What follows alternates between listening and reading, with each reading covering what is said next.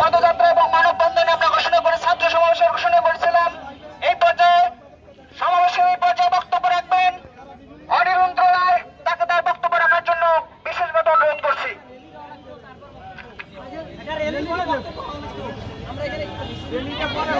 তাদেরকে সবাইকে বিপ্লবী অভিবাদন জানাই।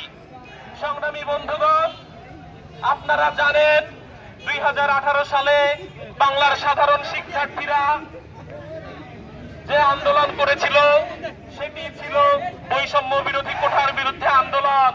সেই কোঠা আমরা চেয়েছিলাম সংস্কার হোক, কিন্তু সেই কোঠা করা হয়েছে বাতিল, যার কারণে 2024 সালে এসে সেই কোঠা আবার পুনর্বহাল করা হয়েছে এবং আমরা সেই কোঠা পুনর্বহালের তীব্র বিরোধিতা করি।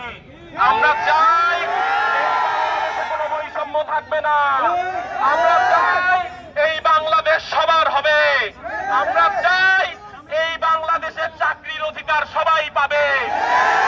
ভারতের অভিশাপ যেন আমাদেরকে করে করে না খায়, এইটা আমাদের মাথায় রাখতে হবে। সংগ্রামী বন্ধুগণ, এই বৈষম্যের কথা যদি পুনর্বহাল হয় তাহলে আপনারা চিন্তাও করতে পারছেন না আমাদের ভবিষ্যৎ কতটা অন্ধকারের দিকে চলে যাবে। সংগ্রামী বন্ধুগণ, আমি আশা করি আপনারা যারা আজকে কোঠা বৈষম্যের বিরুদ্ধে দাঁড়িয়েছেন তারা সবাই কোঠা প্রথার বিরোধিতা করেন। আপনারা সবাই চান এই কোঠার যৌক্তিক সংস্কার হোক এবং আমরা আমাদের অধিকার ফিরে পাই।